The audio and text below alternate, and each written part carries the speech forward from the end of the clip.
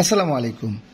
আমার সামনে যে মোবাইলটা দেখতে পাচ্ছেন এটা হচ্ছে রেডমি ব্র্যান্ডের একটি মোবাইল। এই রেডমি মোবাইলগুলোর মধ্যে রেডমি নোট 10 প্রো, নোট 11 এ সকল কিছু মোবাইল আছে যেগুলো আপডেট দেওয়ার পর টাচ কাজ করে না, ক্যামেরা কাজ করে না, সিস্টেম নট রেসপন্ডিং, এরকম ধরনের কিছু কমন সমস্যা দেখায় আপডেট দেওয়ার পর। এই মোবাইলটা একই সমস্যা ছিল, আপডেট দেওয়ার পর সিস্টেম নট রেসপন্ডিং সমস্যাটা ছিল। এই মোবাইলটা রমজানের ঈদের দুদিন পর আমার কাছে নিয়ে এসেছিল কাস্টমার। অনেক দূর থেকে কাস্টমারটা এসেছিল যে সিস্টেম নট রেসপন্ডিং, মোবাইলটা কোনো কিছুই কাজ করছিল না, আর যদি বা কোনো কারণে অ্যাপসগুলো আসতো ক্যামেরাটা চালু করার সাথে সাথে মোবাইলটা হ্যাং হয়ে যেত। আপডেট দেওয়ার পরেই নাকি সমস্যাটা হয়েছিল। তো কাস্টমার যখন আমার কাছে নিয়ে এসেছিল, আমি এটা ফার্স্ট টাইম 3000 টাকা বিল বলেছি। তো কাস্টমার আমাকে বললো যে ভাই আমি অনেক দূর থেকে আসছি। তখন আমি ওনাকে ফিক্সড 2500 টাকা অর্থাৎ 2500 টাকা আমি ফিক্সড রেট বলে দিই যে এই হলে আমি কাজ করতে পারবো। তো কাস্টমার প্রথমে রাজি হয়েছিল, কিন্তু কাস্টমারের সাথে এক ফ্রেন্ড ছিল অর্থাৎ আরেকজন সহকারী ছিল। উনি যে কাস্টমারের মোবাইল, ওনাকে ইশারা দিয়ে কোনো কিছু বোঝানোর চেষ্টা করেছিল। পরে কাস্টমার বললো যে ভাই মোবাইলটা দিয়ে দেন, টাকা নাই, পরে আরেকবার আসবো, এই বলে কাস্টমারটা আমার এখান থেকে চলে গেছে। চলে যাওয়ার পর এই মোবাইলটা দেখানো হয়েছে অন্য এক টেকনিশিয়ান ভাইকে। আমি যে রেট বলেছিলাম এই রেট থেকে অনেক কমে করে দিবে, অর্থাৎ আমি চেয়েছিলাম 2500 টাকা, এখন এটাকে অন্য আরেক টেকনিশিয়ান ভাই চেয়েছে মাত্র 1200 টাকা, সমস্যার সমাধান করে দিবে। প্রথম সমস্যাটা দেখেন, এই ব্যাকসেলটা কিন্তু এখন খোলা অবস্থায় ছিল, হালকা ঘাম লাগানো ছিল, আমি এগুলো এভাবে যখন টান দিয়েছে খুলে গেছে। প্রথম অবস্থায় দেখেন ফিঙ্গারপ্রিন্ট, প্রথম অবস্থায় গেল ফিঙ্গারপ্রিন্ট। দ্বিতীয় সমস্যাগুলো আমি মোবাইলটা খুলে আপনাদেরকে দেখাচ্ছি। এই মোবাইলটা আমি মোবাইলটা খুলতে খুলতে কিছু বলি। এই মোবাইলটা যখন ওই দোকানদার ভাইকে দেখানো হয়েছে, ওই দোকানদার ভাই মোবাইলটার রিস্ক নিয়েছে কাজ করার জন্য। যখন এই মোবাইলটা খুলে মোবাইলটা কিন্তু রানই ছিল, যখন মোবাইলটা খুললো কাজ টাজ করলো, করার পর কাজ হচ্ছে না, তখন কাস্টমারকে বলে দিল যে এটা প্রসেসর বাদ হয়ে গেছে, মোবাইলটাকে আপনার মাদারবোর্ড চেঞ্জ করতে হবে। বাট মোবাইলটা কিন্তু রান ছিল। যাই হোক, এখন কথা হলো মোবাইল কাজ করতে গেলে ড্যাড হতেই পারে, কিন্তু কিছু কিছু ড্যাড যদি আমাদের কারণে হয়ে থাকে তাহলে কিন্তু ভিন্ন বিষয়। আমি আপনাদেরকে দেখাচ্ছি বিষয়টা। মোবাইলটাকে খুলি। এখানে আরেকটা লক্ষণীয় বিষয় হচ্ছে মোবাইলের স্ক্রু মনে হয় কাস্টমার কিছু বিক্রি করে দিছে। আমার কাছে মনে হচ্ছে এটাই, যে মোবাইল যেহেতু ড্যাডি হয়ে গেছে তো এক কাজ করি কিছু স্ক্রু বিক্রি করে দিই, এরকমই মনে হচ্ছে। স্ক্রু যা ছিল দেখতে পাচ্ছেন, অর্ধেক স্ক্রু আছে, অর্ধেকগুলো নাই, অর্থাৎ অর্ধেক স্ক্রু হয়তো বা কাস্টমার বিক্রি করে দিছে, এরকমই হতে পারে। যাই হোক, আমরা মোবাইলটাকে খুলি, খোলার পর আপনাদেরকে দেখাচ্ছি।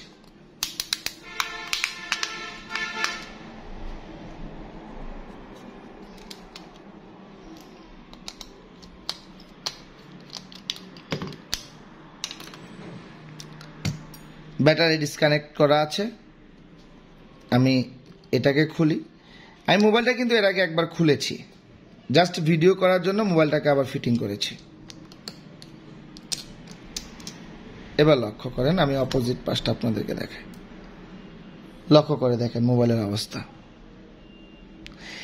এই মোবাইলের স্টিলের প্যানেলটা কিভাবে উঠানো হয়েছে আপনি একটু খেয়াল করলে দেখবেন। এই মোবাইল স্টিলের প্যানেলের উপরে যখন স্টিলের প্যানেলটা উঠিয়েছে, উপরে যে লেয়ারটা আছে এই লেয়ারটা কিন্তু সম্পূর্ণরূপে ছিঁড়ে গেছে। আমি আপনাদেরকে ক্যামেরাটা একটু জুম করে দেখানোর চেষ্টা করছি, লক্ষ্য করেন অবস্থা। স্টিলের প্যানেল ওঠাতে গিয়ে আপনি লেয়ার ছিঁড়ে ফেলেছেন, কোনো সমস্যা নেই, কিন্তু আপনাকে কি দিয়ে আমি আপনাদেরকে আসলে দেখানোর মতো সিস্টেমটা আমার কাছে নাই। এই মোবাইলটার যে স্টিলের প্যানেলটা উঠিয়েছে, ওঠানোর সময় মাদারবোর্ডটাও কিন্তু বাঁকা হয়ে গেছে, মাদারবোর্ডটা অনেকটা কিন্তু বাঁকা আছে।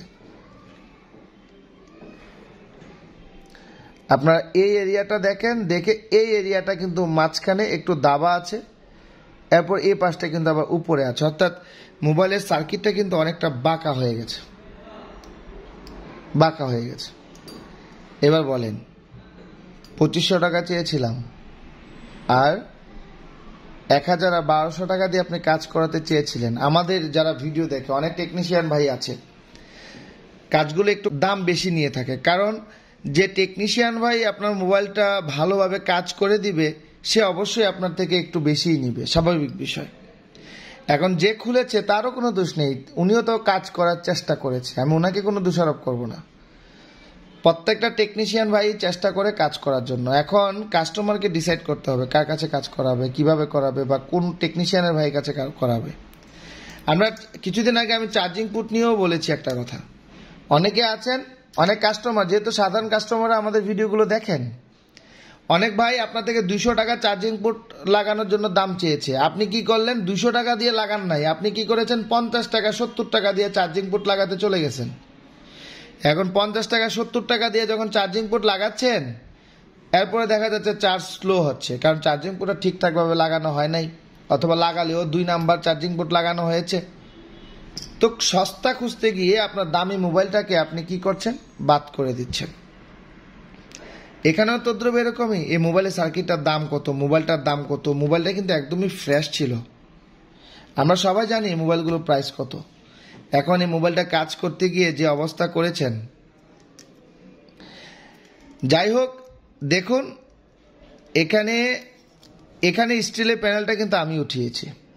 এই যে পাওয়ার সেকশনে যে স্টিলের প্যানেলটা আছে, এটা কিন্তু আমি উঠিয়েছি। দেখুন, লক্ষ্য করে দেখেন, এই যে আমি স্টিলের প্যানেলটা উঠালাম, কিভাবে উঠিয়েছি? কোনো লাইন কি ছিঁড়ে গেছে? কোনো লাইনই ছিঁড়ে নাই। কিন্তু এটা যে উঠানো হয়েছে, দেখেন অবস্থা। তো যাই হোক, আমরা যারা কাজ করি, আমি যেভাবে উঠিয়েছি ঠিক আপনি এভাবে উঠানোর চেষ্টা করেন, যাতে লাইন ছিঁড়ে না যায়।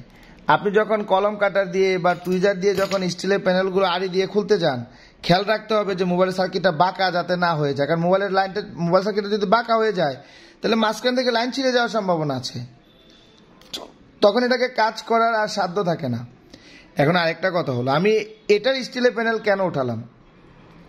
এই পাওয়ার সেকশনে স্টিলের প্যানেল উঠানোর কারণ হচ্ছে, এই মোবাইলে যে সিপিইউ এবং এমএমসি লাগানো আছে, এই সিপিইউ লাইনটা ক্লিয়ার আছে কিনা, অর্থাৎ সিপিইউটা শর্ট আছে কিনা, এই বিষয়গুলো ক্লিয়ার হওয়ার জন্য আমি এটা খুলেছি। আমি সিপিইউটা আর খুলতে চাচ্ছি না, আমি হয়তো পরিশ্রম করতে চাচ্ছি না। আমি জাস্ট এই পাওয়ার সেকশনের পাওয়ার আইসির আউটপুটের যে লাইনগুলো আছে, এগুলো চেক করে বলে দিব যে আসলে এটা কাজ হবে কি হবে না। সিপিইউটা শর্ট হয়ে গেছে কিনা সেটাও আমরা বলবো। দেখেন, এই পাওয়ার আইসির আশেপাশে যে ক্যাপাসিটারগুলো আছে, আমরা এটা চেক করলে বলতে পারবো যে আসলে আমাদের সিপিইউটা ঠিক আছে না ব্যা ঠিক আছে। ডায়োড রেঞ্জে রেখে মাল্টিমিটার পজিটিভ লাইনটাকে আপনি গ্রাউন্ডে ধরতে পারেন, ধরে আপনি এখানে কম্পোনেন্টগুলো চেক করেন।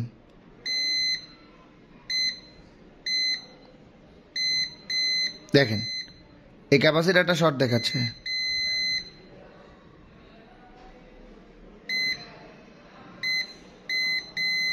এই যে দেখেন, এই ক্যাপাসিটারটা শর্ট দেখাচ্ছে। আমি একটু জুম করে দেখাই, আশা করি আপনারা বিপ সাউন্ড শুনতে পেলেই বুঝতে পারবেন।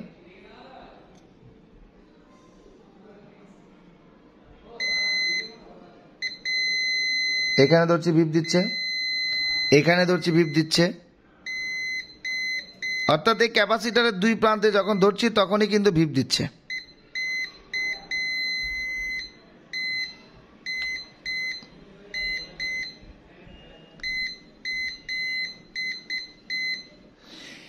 এই যে ক্যাপাসিটারগুলো ভিপ দিচ্ছে, এই ক্যাপাসিটারগুলো ভিপ দেওয়ার কারণ হচ্ছে এই ক্যাপাসিটার লাইনগুলোর মাধ্যমেই কিন্তু সিপিইউতে ভোল্টেজ গেছে। আর এই সিপিইউটা শর্ট হয়ে যাওয়ার কারণে এই যে ক্যাপাসিটারগুলো আছে, এগুলো শর্ট দেখাচ্ছে। আপনি এখানে কোনো ক্যাপাসিটারই শর্ট পাবেন না, কোনো ক্যাপাসিটারই শর্ট পাবেন না। আপনি যদি প্রত্যেকটা ক্যাপাসিটার খুলেও ফেলেন তাও লাভ হবে না, কারণ আপনার মূলত সিপিইউ শর্ট হয়ে গেছে। তো যাই হোক, যারা মোবাইলের গ্রাহক আছেন, যারা বিভিন্ন টেকনিশিয়ান থেকে কাজ করিয়ে থাকেন, ওই ভাইদেরকে আমি বলবো, প্লিজ যখন আপনি কাজ করবেন, অবশ্যই কাজ করার আগে কাকে দিয়ে আপনি কাজ করাচ্ছেন সেটা আপনাকে চিন্তা করতে হবে। এবং কখনো সস্তা খুঁজতে যাবেন না, বেশি সস্তা খুঁজতে গেলে সস্তার 3 অবস্থা হয়। আর আমরা যারা মোবাইল রিপেয়ারের কাজ করি, তাদের কাছে একটা জিনিস আমি অনুরোধ করে বলবো, আমরা যারা আইসি রিলেটেড কাজগুলো প্রথমে নতুন শিখেছি বা শিখছি, তারা নর্মালি যে মোবাইলগুলো আছে, ওই মোবাইলগুলো দিয়ে আমরা ফার্স্ট টাইমে বেশি বেশি প্র্যাকটিস করব কাজ করার জন্য। আর প্রয়োজন বোধে ভাঙ্গারিরা প্রচুর পরিমাণে পুরাতন মোবাইল বিক্রি করে, আপনি ভাঙ্গারি থেকে পুরাতন মোবাইল কিনে নেন, প্রয়োজনে ভাঙ্গারি থেকে এমন কিছু মোবাইল কিনে নেন যে মোবাইলগুলো চালু হয়। ওই মোবাইলগুলো আপনি কি করবেন, ওই চালু মোবাইলগুলো থেকে পাওয়ার আইসি, সিপিইউ, এমএমসি খুলে আপনি আবার ওই পাওয়ার আইসি, সিপিইউ, এমএমসি লাগিয়ে মোবাইলটাকে চালু করে এইভাবে হাতটাকে ক্লিয়ার করেন। এরপরে এই সকল কাজগুলো করার চেষ্টা করবেন। যদি এই ভিডিওর কারণে কারো মনে কষ্ট লেগে থাকে অবশ্যই ক্ষমা চোখে দেখবেন। আমি আসলে শুধু এতটুকুই বলতে চাইছিলাম যে আমার কাছে মোবাইলটা নিয়ে এসেছিল, বাট আমার কাছে রেট বেশি ছিল বিদায় কাস্টমার করাতে চাইনি। এটি শুধু আমার সাথে না, হাজারো টেকনিশিয়ানের সাথে হয়। কম রেটে কাজ করানোর জন্য বিভিন্ন জায়গায় ঝুঁকে যান, যখন কম রেটে করতে যান তখন দেখা যায় যে হিতে বিপরীত হয়ে যায়। এই হচ্ছে বিষয়টা। বন্ধুরা, আমি প্রতিনিয়ত আমাদের এই মোবাইল রিপেয়ার হসপিটাল বিডির ফেসবুক পেজ এবং ইউটিউব চ্যানেলে মোবাইলের বিভিন্ন রকম সমস্যা নিয়ে ভিডিও দিয়ে থাকি। আমি সবসময় চেষ্টা করি যাতে আমার এই ভিডিওগুলো দেখে আপনারা যাতে উপকৃত হন।